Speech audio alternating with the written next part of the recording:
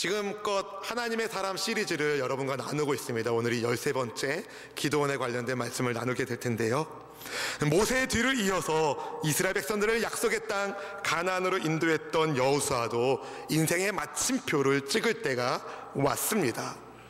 그렇게 여호수아가 죽은 뒤에 이스라엘이 아주 극심한 영적, 사회적, 도덕적 혼란 시기를 보내게 됩니다. 이것은 이스라엘이 하나님을 떠났기 때문이었습니다.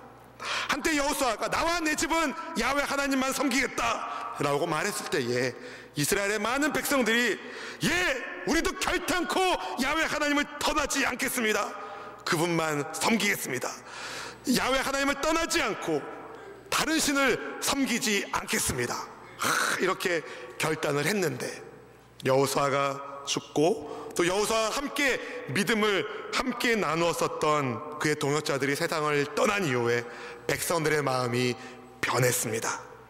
그들의 마음이 더 이상 하나님을 향하지 않고 세상을 향했고, 하나님을 의지 않고 세상이 숭배하는 우상을 의지하기 시작했습니다. 세상의 가치관에 물들게 되었습니다. 하나님만을 섬겨야 된다는 말씀을 까맣게 잊고 말았습니다. 하나님을 왕으로 섬기면서 주의 뜻에 순종해야 할 이스라엘 백성들이 자기 마음대로 삽니다. 우상을 숭배합니다. 그렇게 하나님을 떠난 이스라엘을 하나님이 심판하셨습니다. 혹시라도 죄를 깨닫고 회개하고 주께로 돌아오게 한 하나님의 방법이셨습니다.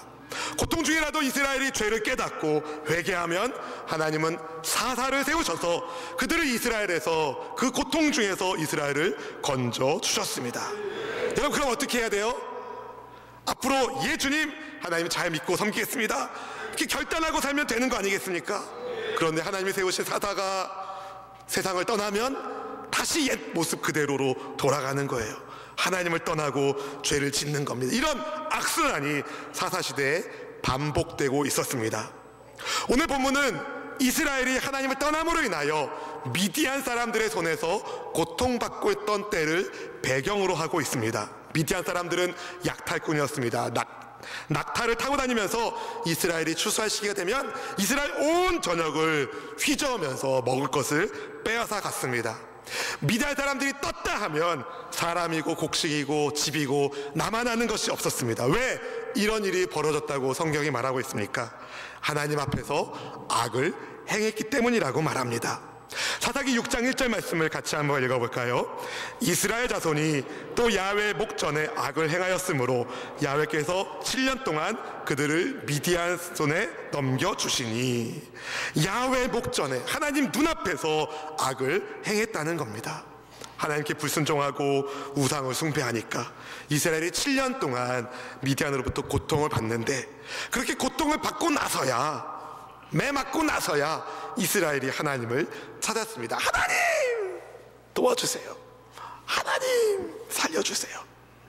그렇게 부르짖는 이스라엘에게 하나님이 선지자를 보내셔서 왜 이런 일이, 어찌하여 이런 일이 벌어졌는지에 대하여 알려주시는데, 사사기 6장 10절 말씀을 우리 같이 한번 읽어보실까요?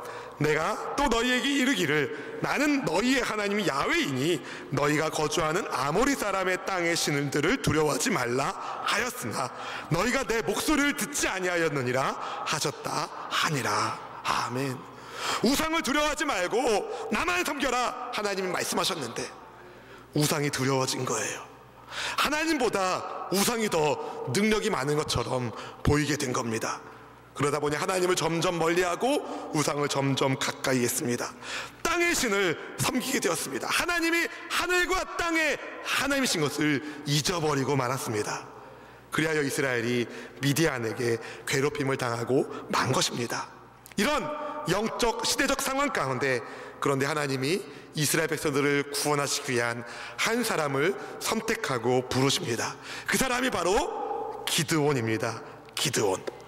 하나님의 사자가 어느 날 기드온에게 나타나 이런 말을 전합니다. 본문의 12절 말씀 같이 한번 읽어보실까요? 야훼의 사자가 기드온에게 나타나 이르되 큰 용사여 야훼께서 너와 함께 계시도다 하매. 아멘. 아멘. 깜짝 놀랐습니다. 보통 여보세요? 혹시 당신의 이름이 뭔가요? 기드온인가요? 이렇게 좀 통성문을 하면서 첫 만남을 시작하는데 하나님의 사자가 기도원을 보자마자 대뜸 하는 말이 뭡니까? 큰 용사여, 하나님께서 당신과 함께 하신다, 이 이야기를 하는 겁니다. 기도원이 깜짝 놀랐습니다. 왜냐하면 그는 큰 용사와는 좀 거리가 먼 소심한 사람이었기 때문에 그렇습니다. 주의 사자가 기도원을 만날 때에 그는 몰래 포도주 틀에서 밀을 타작하고 있었습니다. 우리 보면 11절 말씀 같이 한번 읽어보실까요? 야훼의 사자가 아비에셀 사람 요아스에게 속한 오보라에 이르러 상수리 나무 아래 앉으니라. 마침 요아스의 아들 기드온이 미디안 사람에게 알리지 아니하려 하여 밀을 포도주 틀에서 타작하더니. 여러분, 포도주 틀은 뭐 만드는 데예요? 포도주 만드는 데예요. 계단 형식으로 되어 있어서 거기에 들어가서 포도주를 밟아가지고 으깨가지고 집을 만드는 포도주 틀입니다. 타작은 어디에서 해야 됩니까? 넓은 마당에서 해야 됩니다. 그래야 밀을 타작할 때 이렇게 막 두들겨가지고 바람이 싹 불면 알곡은 남고 겨는 날아가기 때문에 그렇게 타작을 하는 겁니다. 넓은 공터에서 바람의 힘을 이용하여 타작하는 것이 원래 방식인데 기드온은 포도주 틀에 들어가서 거기서 타작을 했습니다. 조금 타작하고 다시 또 조금 타작하고. 왜 그렇게 숨어서 타작하고 있었습니까? 미디안 사람에게 알리지 않으려고. 언제 미디안 사람이 나타나서 빼앗아 갈지 모르기 때문에 무서워서, 두려워서 그는 숨어서 타작하고 있었습니다. 밀을. 이런 기드온의 모습은 큰 용사와는 좀 거리가 한참 떨어져 있는 것처럼 보입니다. 그런데도 하나님의 사자가 기드온을 큰 용사여 라고 부릅니다. 그리고 그 이유에 대하여 한 가지를 붙이는데 바로 하나님이 함께 하신다는 것이었습니다. 큰 용사여, 야훼께서 너와 함께 계시도다. 여러분, 주께서 기드온을 큰 용사로 부르신 것은 하나님이 기드온을 큰 용사 되도록 그와 함께 하시겠다고 이미 뜻을 정하셨기 때문입니다. 주님은 두려움 많은 기드온에게 겁쟁이 기드온아, 내가 앞으로 너를 큰 용사가 되게 하겠다, 이렇게 설명하지 않으시고 주님이 함께 하시니 너는 큰 용사다 선포를 하신 겁니다. 여러분이 기드온의 입장이라면 어떻게 반응하시겠습니까? 내가 너와 함께 할 테니 기드온아, 너는 큰 용사다, 누구누구야 너는 큰 용사다. 그럼 여러분 어떻게 반응하시겠어요? 할렐루야, 아멘, 하나님 감사합니다, 저를 큰 용사로 불러준 주님 찬양합니다, 할렐루야, 제가 목숨을 다하여 하나님께 충성을 다하는 큰 용사가 되겠습니다. 그렇게 하면 얼마나 좋아요. 얼마나 좋아요. 어제 새가족 신방을 제가 갔는데 연기 전공한 새가족 신방 갔어요. 저보고 연기를 조금 한다고 그러더라고요. 제가 충성을 다해서 큰 용사로서의 사명을 감당하겠습니다, 이렇게 반응할 것 같은데 기도는 그렇게 반응하지 않습니다. 하나님, 제가 큰 용사라고요? 하나님이 함께 하신다고요? 하나님이 함께 하시는데 왜 이 모양 이 꼴입니까? 하나님 우리와 함께 하시면 어떻게 더 이런 일이 우리 인생 가운데 벌어지는 겁니까? 우리 조상들은 하나님께서 놀라운 출애굽의 기적으로 우리 조상들은 이스라엘이 애굽에서 구원받았다고 이야기하고 있는데 그 기적들이 지금은 어디 간 겁니까? 어디 간 겁니까? 하나님께서 우리를 버리셨기 때문에 우리가 지금 이렇게 된 거 아닙니까? 하나님이 저와 함께 하신다고요? 제가 큰 용사라고요? 농담하지 마세요. 이렇게 기도는 하나님의 부름에 이의를 제기했습니다. 제가 만든 말이 아닙니다. 기드온이 한 말입니다. 본문 13절 말씀 같이 한번 읽어보실까요? 기드온이 그에게 대답하되 오 나의 주여, 야훼께서 우리와 함께 계시면 어찌하여 이 모든 일이 우리에게 일어났나이까? 또 우리 조상들이 일찍이 우리에게 이르기를 야훼께서 우리를 애굽에서 올라오게 하신 것이 아니냐 한 그 모든 기적이 어디 있나이까? 이제 야훼께서 우리를 버리사 미드안의 손에 우리를 넘겨주셨나이다 하니. 기드온의 말에서 우리는 그가 가지고 있는 깊은 상처를 보게 됩니다. 의문을 보게 됩니다. 듣긴 들었습니다. 하나님께서 이스라엘을 출애굽하게 하시려고 행하신 놀라운 기적에 대하여 들었습니다. 광야에서 고기도 먹고 사막에서 막 물을 터뜨리시는 하나님의 기적, 홍해바다를 육수처럼 건넌 기적, 모든 기적들을 듣긴 들었습니다. 그런데 so what?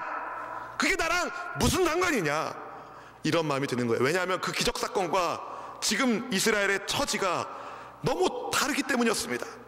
출애굽의 기적에 대하여 듣긴 들었지만 가슴에 들어오지 않는 거죠.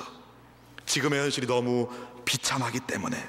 그때 우리를 도와주셨던 하나님, 지금 왜 안 도와주시는 건가? 기도원에게 이런 의문이 있었습니다. 그래서 자기를 큰 용사로 부르는 하나님의 사자의 음성에 아멘 감사합니다가 아니라 하나님이 우리를 버리셔서 우리가 미디안의 손에 넘겨진 거 아니냐는 상처받은 마음을 그대로 보인 것입니다. 기도는 하나만 알고 둘은 몰랐습니다. 하나님께서 이스라엘 백성들을 위하여 베푸신 출애굽의 기적은 그가 듣고 알았지만, 주께서 그들에게 선물로 주신 약속의 땅에서 하나님의 말씀에 순종하면서 하나님만을 예배해야 된다는 것을 몰랐습니다. 주께서 약속의 땅으로 주신 그 가나안 땅을 이스라엘이 받았습니다. 그리고 하나님은 이스라엘이 오직 야훼 하나님만 예배하기를 원하셨습니다. 선물을 주시면서 주님이 기대하신 것이 바로 그것이었습니다. 당연히 은혜를 베푸신 하나님께, 노예였던 그들에게 자유민이 되게 하신 은혜를 베푸신 하나님을 그렇게 예배하는 것이 당연하건만, 그런데 이스라엘이 하나님이 아닌 가나안의 우상을 숭배하게 된 것입니다. 따라서 이스라엘이 미디안으로 인해 겪고 있는 고난은 하나님 때문이 아니라 이스라엘의 불순종 때문이었습니다. 그런데 기도원은 이거를 모르고 있었던 것입니다. 그래서 주님의 부름 앞에 원망 섞인 불평의 말을 한 것입니다. 그런 기도원에게 하나님이 이렇게 말씀을 주십니다. 너에게 있는 그 힘을 가지고 이스라엘을 미디안에서 구해라. 본문 14절 말씀을 같이 한번 읽어보실까요? 야훼께서 그를 향하여 이르시되 너는 가서 너의 힘으로 이스라엘을 미디안의 손에서 구원하라. 내가 너를 보낸 것이 아니냐 하시니라. 아멘. 하나님의 말씀을 들은 기도원이 당황했습니다. 제가 가지고 있는 힘으로 이스라엘 구하라고요? 제게 무슨 힘이 있습니까? 제게 도대체 무슨 힘이 있습니까? 저는 극히 약하고 지극히 작은 사람일 뿐입니다. 기도는 아직도 몰랐습니다. 내게 있는 힘이 하나님께서 함께 하심으로 주어지는 힘이라는 것을 몰랐습니다. 그래서 당황하는 기도원에게 하나님께서 반드시 너와 함께 하겠다 말씀하시면서 미디안 사람들을 기도원이 한 사람 쳐부술 것이라고 말씀을 주십니다. 본문 16절 말씀 같이 한번 읽어보실까요? 야훼께서 그에게 이르시되 내가 반드시 너와 함께 하리니 내가 미디안 사람 치기를 한 사람을 치듯 하리라 하시니라. 아멘. 아멘. 여러분, 무거운 짐을 자식이 들려고 할 때, 꼬마 아이가 들려고 할 때 못 들어요. 그때 아빠가 혹은 엄마가 들어주는 거예요. 거기다가 이 아이는 소나마만 되는 거예요. 누가 들고 있는 거예요? 하나님, 아빠가 들고 있는 거예요. 그런데 그 어린아이 같은 우리는 내 힘으로 드는 것처럼 생각하게 되는 것이죠. 주님이 이런 말씀을 보여주시는 거예요. 내가 너와 함께 하겠다. 네가 미디안 사람 치기를 한 사람 치게 될 것이다. 다시 말해 하나님께서 그렇게 해 주시겠다는 말씀을 하신 것입니다. 사랑하는 성도 여러분, 아직도 내 자신이 작고 연약하다고 생각하십니까? 겸손하다고 생각하십니까? 그걸 겸손이라고 여러분 생각하십니까? 여러분 오해하시면 안 돼요. 겸손과 교만을 헷갈려 하시면 안 돼요. 여러분, 불순종이 교만함입니다. 하나님이 함께 하시면 강한 사람이 될 수 있습니다. 나와 함께 하시는 하나님께서 크고 위대하신 분이라는 사실을 붙잡으시기를 축복합니다. 여러분, 하나님과 함께하는 사람에게는 불가능이 없습니다. 왜냐하면 하나님에게는 불가능이 없기 때문에. 하나님이 함께하시면 메뚜기처럼 엄청난 숫자의 미디안 약탈자들을 한 사람 물리치듯이 물리칠 수 있습니다. 사람이 할 수 없는 그 일을 하나님은 하실 수 있기 때문입니다.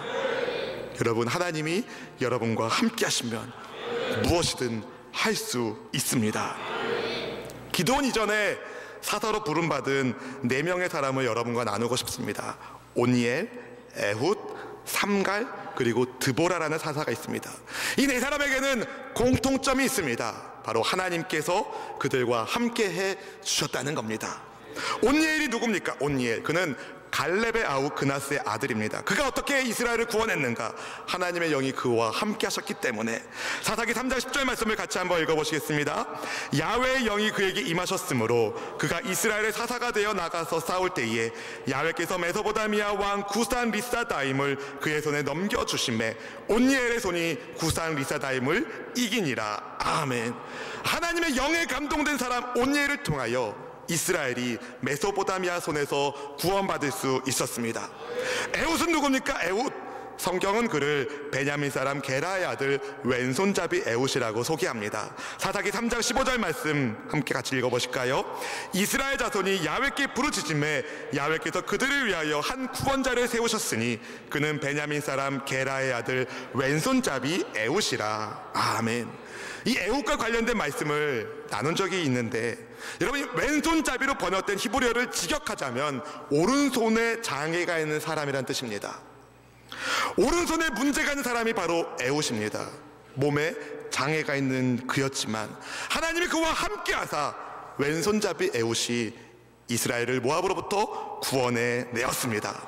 여러분, 삼갈이 누굽니까? 삼갈. 삼갈은 소 모는 사람입니다.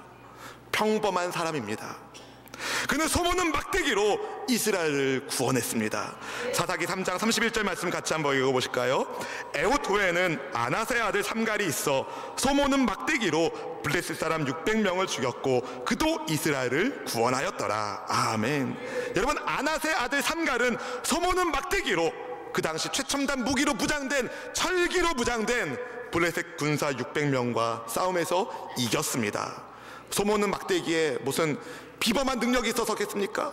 소모는 막대기 끝에 뭐 총알이 나가긴 합니까? 레이저가 나갑니까? 무슨 기능이 있어서 그 소모는 막대기로, 비범한 어떤 능력이 있어서 그 막대기로 이기겠습니까? 여러분, 하나님의 비범한 손이 함께 했기 때문에 블레셋과의 싸움에서 이긴 것입니다. 평범한 막대기를 하나님이 비범하게 쓰신 것이죠. 그것만이 아니라 삼갈을 아낫의 아들에게 소개하는데, 아낫은 여러분 가나안의 여신 이름입니다. 가나안 여신 이름이에요. 삼갈은 아낫이라는 가나안 여신을 한때는 섬겼던 이방인 가정 출신이라고 말할 수 있는 겁니다. 어떻게 그가 하나님을 믿게 되었는지 알지 못하지만 전혀 쓰임 받을 수 없을 것 같은 사람을 하나님이 부르시고 쓰신 것입니다. 여러분, 드보라는 누굽니까?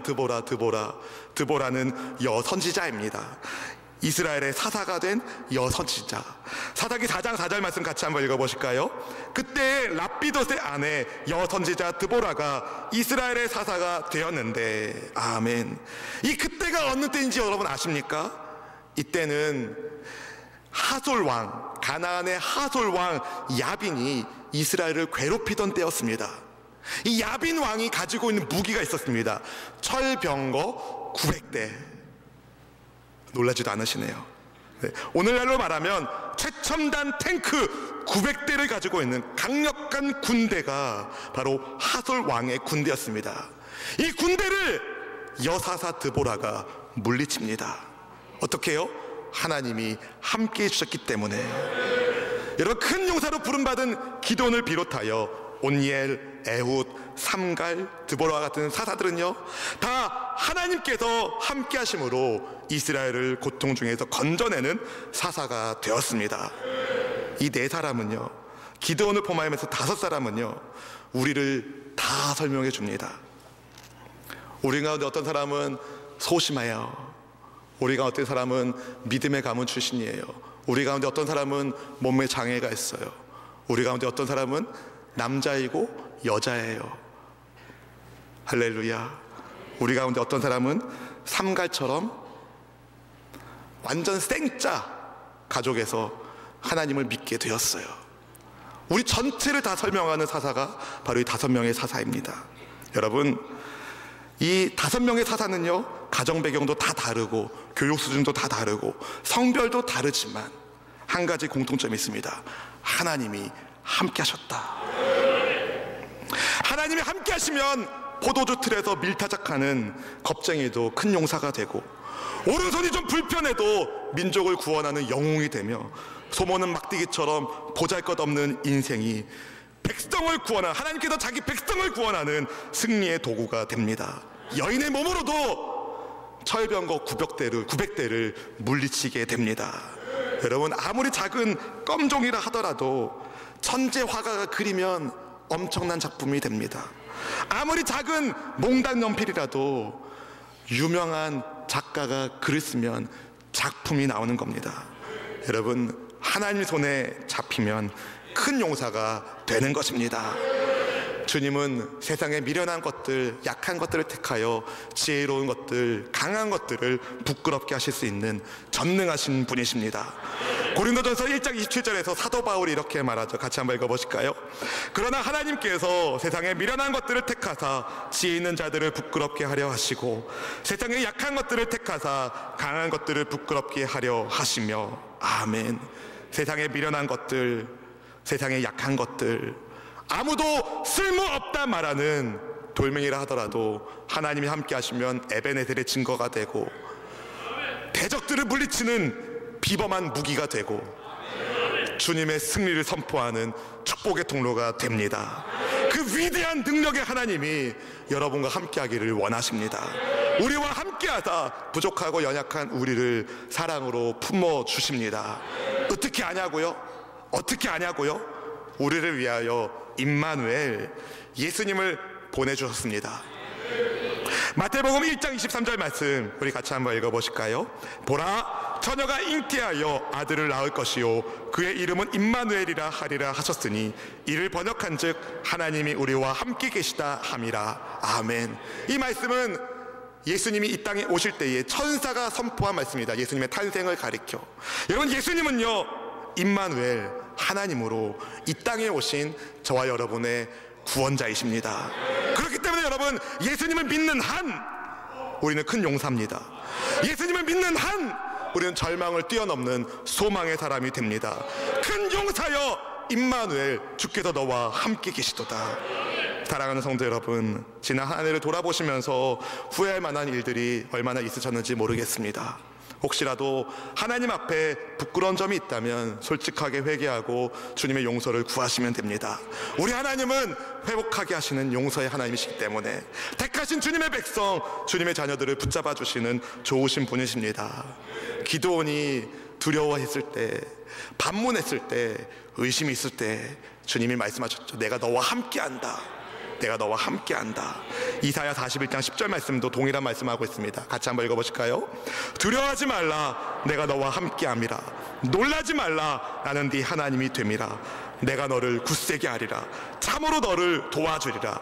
참으로 나의 의로운 오른손으로 너를 붙들리라. 아멘. 우리를 붙드시는 주님의 손 여러분 잡고 계십니까? 우리를 붙드시는 주님의 손 여러분도 잡으시길 바랍니다. 그래서 가정에서, 직장과 일터에서, 교회에서, 언제 어디서든 주님의 큰 용사로 하나님과 함께하는 형통의 사람이 다 되시기를 주님의 이름으로 축원드립니다. 말씀을 마무리하겠습니다. 하나님이 함께 하심으로 기드온은 큰 용사로 쓰임을 받았습니다. 기드온과 함께 하신 하나님, 그때 하나님이 오늘의 우리의 하나님이시며 앞으로도 우리를 돌봐주실 하나님이십니다. 기드온과 함께 하신 하나님께서 여러분과 함께 하기를 원하십니다. 이 질문을 저에게, 여러분에게 던지고 싶습니다. 하나님은 그렇게 우리와 함께 하기를 원하는데 나는 얼마나 주님과 함께 하기를 원하는가? 2018년도 이제 이틀 남았는데요, 2019년도 새해를 준비하시면서 여러분 주님을 가까이 하는 것에 힘을 내십시오. 하나님의 말씀인 성경 읽기와 말씀 묵상과 기도에 힘쓰시길 축복합니다. 앞으로 우리 교회 주보에 가정예배 순서지가 계속 실릴 겁니다. 여러분 한 주에 한 번 가족들이 같이 모이셔서 가정예배 드리십시오.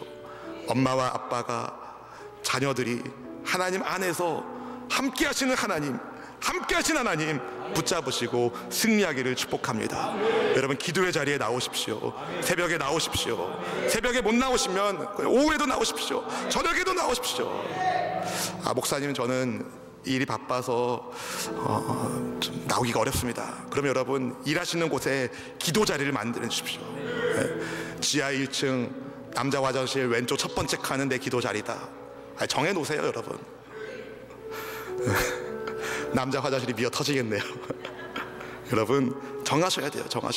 시간 날 때 기도 안 됩니다. 여러분 정하시고 시간을 정해시고 하나님과 함께하는 시간을 가지셔야 돼요. 그렇게 하나님과 함께함을 추구하면 여러분 인생에 아름다운 일이 벌어집니다. 우리와 함께 하신 하나님, 우리 또한 주님을 가까이 할 때 하나님의 승리를 가정에서 경험하고 직장과 일터에서 경험하여 그리스도 우리 예수님을 높이는 그렇게 영광의 백성으로 큰 용사로 천국에서 이름난 여러분의 삶이 되기를 주님의 이름으로 간절히 축원드립니다.